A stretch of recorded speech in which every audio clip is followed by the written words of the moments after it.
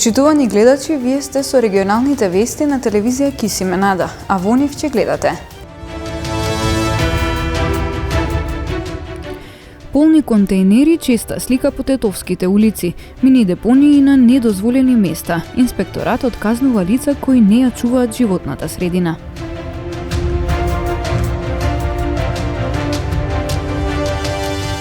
Пациентите не смее да чекаат, но мора и законските процедури да се поедностават, за да се доаѓа побрзо до решенија, вели министерот Фатмир Меджити.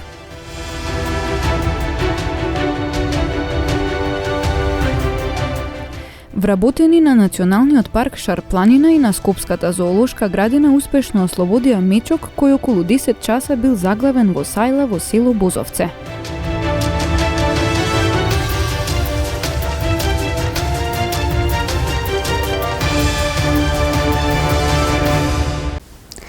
Полни контейнери и смет покрај нив периодов е честа слика по тетовските улици, па жителите алармираат на неподносливата миризба.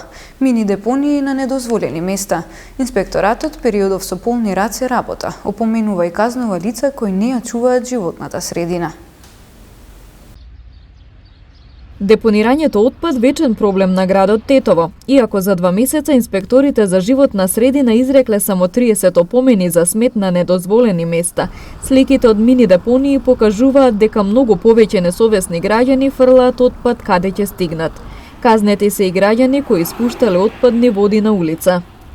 Од наша страна беа изречени 30 опомени во последниве 2 месеци на физички лица во врска со неконтролирано отстранување на смет и беа изречени 5 прекршачни санкции. Исто така, овој период, каде што имаме проблем со испуштање на отпадни води, значи од септички јами, неконтролирано изфрлање, беа изречени 10 со кои се наложува на граѓаните да вршат чистење на септичките јами, а исто така беа изречени 5 прекршачни пријави за неконтролирано испуштање на отпадни фекални води на јавна површина. Согласно Закон за животна средина, редовно се вршат контроли кај субјектите кои подлежат на надзор согласно Законот за животна средина, беа контролирани дозволите, контролирани елаборатите за животна средина. Имаме задолжено 10 фирми да изготват елаборат за заштита на животна средина, а резултатите од отпадните води и емисиите кои се испуштаат во воздухот од страна на правните лица, лабораториските извештаи беа во граници на дозволени вредности. И контейнерите во градот често се преполни со расфрлан отпад околу нив, поради што се шири непријатна миризба. Дополнителен проблем се и картоните кои ги фрлаат фирмите, зашто од инспекторатот му сугерирале на јавното комунално претпријатие да обезбеди садови за селекција на отпад. Градоначалникот се правда со лошата финансиска состојба на претпријатието. Поради ситуацијата со која се соочува претпријатието, ние започнавме со сериозна постапка за реконструкција со основањето на 2 нови претпријатија, за снабдување со вода и канализација и за менаџирање со отпадоците. Во меѓувреме треба да се објави и тендерот за избор на приватен партнер кој ќе оперира на менаџирање на отпадоците, а со тоа убеден сум дека проблемот еднаш за секогаш ќе биде решен. За да се казнуваат несовесните граѓани, преку видеонадзор ќе се наблюдуваат критичните точки, каде најчесто се фрла отпад.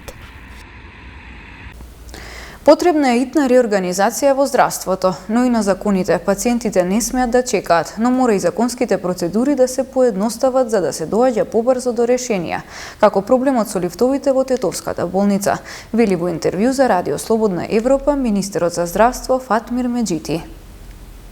Знаете, тоа што ние не можеме некои работи на вистина, сите се согласуваме дека преку ноќ овие работи не може да се променат, кои биле 30 години осамостување на државата, само се амортизирале работите. Кај нас премногу бавно, практично не се гледа напредокот, од што ви кажа, се трупаат истите еве проблеми. конкретен случај ќе ви давам. Точно се согласувам со вас и ја повикувам од првиот ден. Значи, ако некој бил транспарентен, потранспарентно това нема. Дека е во лоша кондиција, дека треба реорганизација, дека не е вистина дека нема буџет, имаат сите клиники буџет. Еве конкретно за Тетовска болница, значи не може една зграда интерна со кебиња да се носат пациентите, од 7 лифта еден да не работи. Тоа не е од вчера, И ја побарав и во влада и се, ама треба во јавни набавки да се бара тендерирање, 3-4, викам, луѓе ги носат со кебиња пациентите. Тоа е недозволиво. Но викак законите тоа го налагат и ја нормално морам да ги почитувам како прв на здравство, како министер морам да ги почитувам законите на државата. И сега, нели, и за тоа изгледа, за овие бирократски процедури, дека оди. Па затоа сите апелираме, како вие што апелирате и граѓаните сосема во право и пациентите, дека бавно се одвиват и ја апелирам, значи, во влада... И добивате одговор дека тоа е според закон. Според закон и законите се тие... А во меѓувреме луѓе чекаат и ние мора да... Ја пак ќе повторам, значи, ја им објаснувам дека треба да се сменат овие закони една за секогаш, да се поедностават процедурите кога се зборува за здравството, зашто здравството на вистина е ургентна состојба.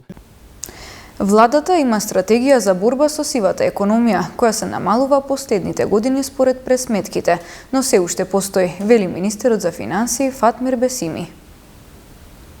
На кои ние се залагаме за намалување на сивата економија и тоа е еден дел од самата вкупна даночна реформа, каде што намалувањето на сивата економија и со посебна стратегија исто е прашање на... Таа стратегија кога се очекува? Ние имаме постојно, таа се очекува сега до септември да имаме нова за наредните 3 години. Секогаш обновуваме, имаме овие теми што ви кажав, веќе се предвидени, а некои се прават. Така да тоа е реално отворено прашање на кое го адресираме и е прашање која ако поставува по редослед на прашање дали прво намалување на сивата економија или изголемување на давачките, одговорот е прва сива да ја намалиме, после изголемување на давачките према државата, затоа што сивата економија не само што има помалку приноси во буџетот, туку создава неповолна, неравноправна позиција на пазарот. И за тие што не се на пазарот во однос на конкуренција, но и од аспект на потрошувачите, дека не добиват гаранција за производи. Така да, тоа е прашање што, уште одма ќе кажам дека е прашање што треба постојано да се бори против тоа, но не е прашање што може некоја земја во светот која има сведено на нула. Битката е да минимизираме сите опции и можности за сивата економија да биде комфортна, таа мора да биде намалена и има резултати во тој дел. Ако гледаме наназад, имаме подобрување во делот на намалување на сивата економија. Лидерот на опозицијската ВМРО-ДПМН Христијан Мицкоски, прашан за уставните измени и нивниот тек, одговори дека нивното пролонгирање значи дека тие нема да се случат без опозицијата. Сите понуди кои беа на маса за уставни измени се минато, а отворен е патот само за предвремени парламентарни избори, додаде Мицкоски. Па ние ги очекуваме веќе година дена уставните измени, бидејќи, како се сеќавате, од минатата година, јули месец, почна ова драма околу уставните измени, па требаше есента, па не есента, па зимото од 2022, па потоа префрлеа февруари, па не февруари мај, па не мај јуни, јули еве го дојде. Така што континуирано имаме еден процес на одложување, а процесот на одложување значи дека тие немаат поддршка да го направат тоа кое што го прифатија без да ја консултираат опозицијата и без да го консултираат македонскиот народ, а од друга страна кога народот заедно со опозицијата нуди решенија за национално единство и консензус, тие континуирано играат на една карта, тоа е интересот на Бугарија и континуирано ги одбиваат овие иницијативи кои што ги дава опозицијата заедно со народот. Сакам да сме на чисто. Пред една година јас реков, поднесувам оставка доколку ова помина. Пред една година реков дека ВМРО-ДПМН ова нема да го поддржи, затоа што бугарскиот диктат е неприфатлив за ВМРО-ДПМН и коалицијата. Во меѓувреме, на неколку наврати, дури еднаш од овде од Штип, нели се сеќавате на оној така наречен хрватски модел за преамбулата Уставот, беше предложен и ставен на маса. Има многу можности за национален консензус и да излеземе од ова состојба во која што се наоѓа. Последна година, можам да кажам, и на Ковачевски, и на Османи, и на Маричич, и на останатите. Повеќе нема ништо на маса. Повеќе нема ништо на маса. Има само една работа. А тоа е да седнеме и да се договориме околу изборите. Кога ќе бидат изборите? Како ќе бидат изборите? На кој начин? Со техничка влада? Немање техничка влада? Или се она кое што е поврзано со изборите. Така што од овој момент па натаму повеќе нема да зборувам ништо што е поврзано со уставните измени, туку единствената работа која што ќе би сакал да ја зборувам е да седнеме на маса и да разговараме за брзи предвремени парламентарни избори овај се. Вице-премиерот за европски прашања Бојан Маричич на прашањето дали после низата критики корупцијата и криминалот остануваат проблем број 1 во македонското општество, гостувајќи во емисијата Трилинг, рече дека од 2017 година до денес има поместување кон подобро, дека се свесни за сите слабости и работат на нив, но и дека е потребна политичка волја од сите актери. За најавената оценска мисија на Европската унија пак Маричич смета дека е добар сигнал и дека владата ќе го прифати тоа. Мислам дека она што денес го имаме многу различно од она што го затекнавме од 2017 година. Тоа не значи дека нема проблеми, тоа не значи дека нема работи на кои што мораме да работиме, тоа не значи дека нема влијание. Но тоа значи дека функционираме во еден отворен систем кој што овозможува сите слабости да излезат на површина и на тие слабости да работиме. За тоа е потребна политичка волја од сите актери, јас верувам дека има и ќе треба да ја преточиме во конкретна акција. Мислам дека оваа влада остави многу простор на правосудството да покаже на дело и независност, и интегритет, и одговорност.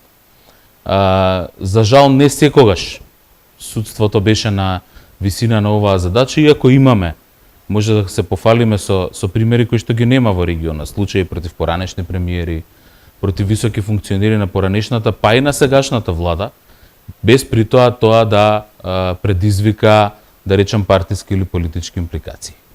Мислам дека борбата за интегритетот на судскиот совет и на судството е борба која што мора да ја води судската фела, а мора да ја поддржува политиката. Јас и како министер за правда и од оваа позиција секогаш сум бил за тоа и секогаш сум ги поттикнувал дека мора да ги користат своите законски можности, своите законски инструменти, за да ја зајакнат својата позиција, за да се ослободат или да речеме ги блокираат сите можности за влијание. Добро е што спомнавте и бизнис влијание, бидејќи политичкото влијание не е единствено влијание кое што го има во судството, тука има и лични релации, бизнис релации, бизнис интереси, и затоа е многу важно да се гледа севкупната состојба. И знаете дека Европската унија најави оценска мисија. Сметам дека е тоа еден добар чекор и владата ќе го прифати тоа. Во рамките на кампањата на МВР Безбедно лето 2023, денеска во Гостивар се реализираа повеќе активности под мотото да ги чуваме нашите шуми, каде граѓаните беа запознати како да постапат и каде да ги пријавуваат криминалните активности во шумите или настанувањето на шумските пожари. Во рамките на кампањата на Министерството за внатрешни работи Безбедно лето 2023, денеска во Гостивар се реализираа повеќе активности под мотото да ги чуваме нашите шуми. Носители на активностите беа полициски службеници на одсекот за превенција на секторот за внатрешни работи Тетово, во координација и содејство со Гостиварската шумска полиција. На неколку пунктови на граѓани возачи им се делеа наменски изработени флаери од Министерството за внатрешни работи, Шумската полиција и јавното предпријатие Национални шуми на македонски и албански јазик, со информации за улогата и значењето на шумите како наше заедничко богатство, но и за законските импликации доколку тие бесправно се сечат, палат или уништуваат. Граѓаните исто така непосредно беа запознати од полициските службеници како да постапат и каде да ги пријавуваат криминалните активности во шумите или настанувањето на шумски пожари. Вакви активности идната недела ќе бидат спроведени и на Тетовското подрачје, со цел граѓаните превентивно да се информираат, но и да се подигне нивната свест и одговорност за шумите и нивното природно и општествено значење во регионот и пошироко во државата. Вработените од Националниот парк Шарпланина во координирана акција со вработените од зоолошката градина на град Скопје успешно ослободија мечок кој околу 10 часа бил заглавен во сајла во бачило на жител на шарпланинското село Бозовце. Успешна акција на вработените од Националниот парк Шарпланина и јавната установа Зоолошка градина на град Скопје, при која ослободија мечок кој бил заглавен околу 10 часа во сајла во бачило на жител на шарпланинското село Бозовце. Мечокот, како што пишува во објавата на Националниот парк Шарпланина, бил изморен и исплашен, а по 3-часовна акција успешно е ослободен. Установите за заглавениот мечок биле информирани од сопственикот на бачилото. Мечките се строго заштитени жители на Шарпланина, а локалното население од планинските села живее во соживот со природата. Упатуваме благодарност до сопственикот на бачилото, кој го пријави настанот за да се ослободи мечокот. Благодарност и до полициските службеници за напорите да го обезбедат теренот, како и до сите други надлежни институции со кои се координираше акцијата, велат од Националниот парк Шарпланина. Инаку, ова не е прв случај мечки да се стимнат во населени места. Таков беше и примерот од неодамна кога на Facebook страната на село Бродец беше прикачено видео на кое се гледа како мечка го бара своето мече во водите на реката Пена.